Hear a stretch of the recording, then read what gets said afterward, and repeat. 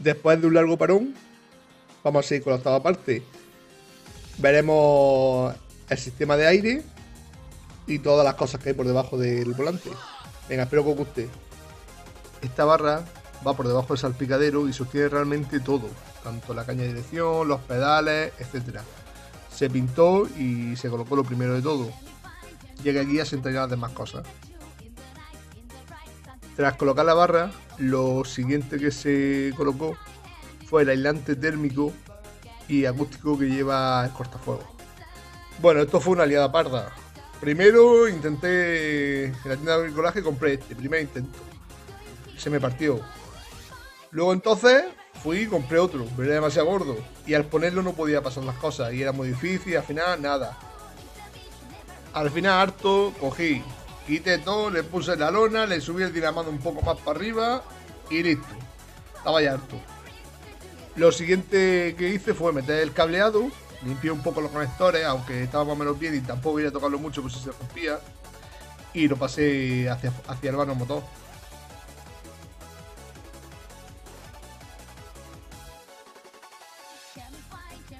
Estos son los soportes donde va la radio.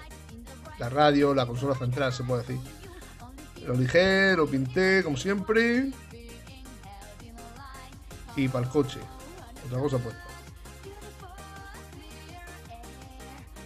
Los pedales se revisaron los sensores, se lijaron y una mano de pintura. Y otra cosa puesta en el coche.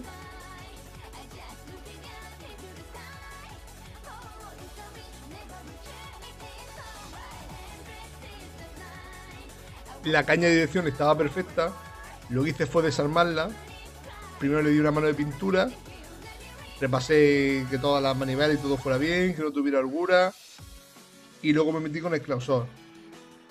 Estaba bastante bien, la llave no tenía mucha holgura.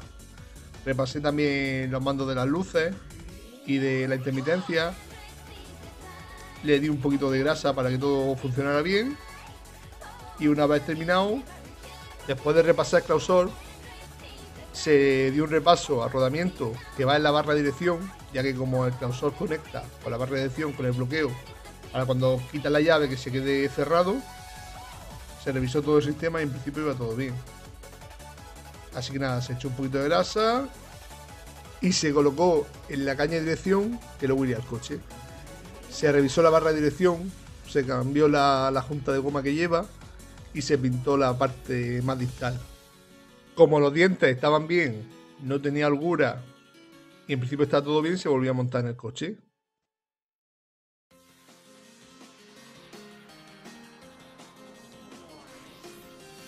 Cometí el error de golpear la caña de dirección, la que viene del volante, hacia adentro para poder meter la trócola. Pero fue un desastre, porque luego se me quedó dentro, no podía sacarla, se me quedaba con holgura. Bueno, tuve que calentar la caña, se puede ver la foto que está golpeado, pero bueno, después de mucho trabajo pude ponerla en su sitio. Se atornilló la caña de dirección bien, se revisó el clausor que estuviera bien puesto, los cables que no se pinzara ninguno y ya todo estaba listo para poner el volante. Pero antes de eso habría que poner la calefacción, así que lo siguiente fue la calefacción. Aquí lo primero fue desarmar el ventilador de la calefacción. Se revisó, que tampoco tuviera holgura, que no tuvieran las palas partidas, estaba bastante bien. Se probó el motor fuera con distinta intensidad para probar lo que fuera bien. Y algunos cables hubo que sustituirlos porque estaban hechos pedazos, literalmente. Aquí podéis ver las conexiones fatal, pero bueno, se arregló todo y se dejó bien. El ventilador llevaba esta pieza con T-resistencia, que me pareció bastante curiosa porque no sabía lo que era. Y esta pieza lo que hace es que según la velocidad que le dé al ventilador, la resistencia mide la cantidad de aire que tiene que entrar en el coche. Creo que es para eso. Si alguien lo puede explicar mejor, que lo deje en los comentarios.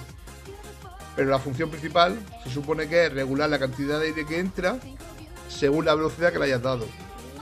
Y cada resistencia corresponde a una velocidad. No sé si me he explicado bien. Si no rompo algo, no soy yo. Así que me cae una de las patillas del ventilador. En la siguiente parte iba el radiador del aire acondicionado. Lo llevé a comprobar, tanto ese como el de la calefacción. Se limpió todo y se volvió a montar.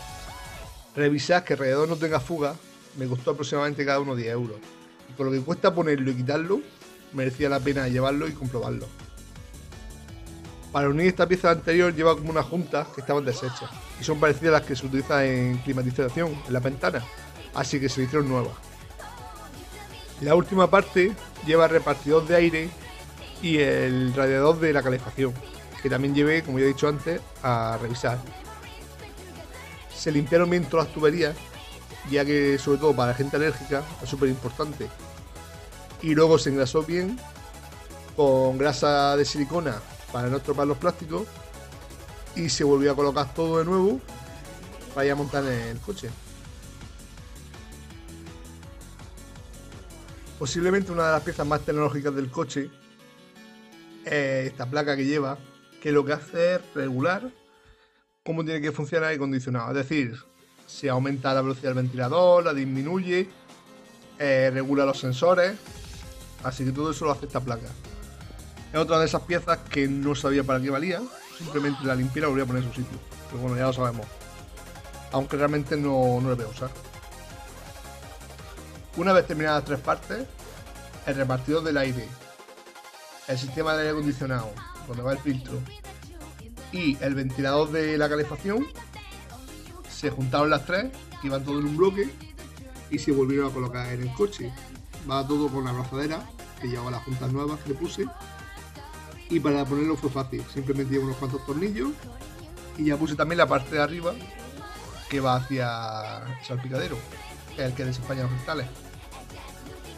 Pues hasta aquí esta parte de la restauración. Le puse volante para poder mover el coche y aquí por lo menos podría girarlo. Ahí observado por el Suzuki. Y bueno, espero que os haya gustado y dentro de poco seguiremos con el siguiente vídeo.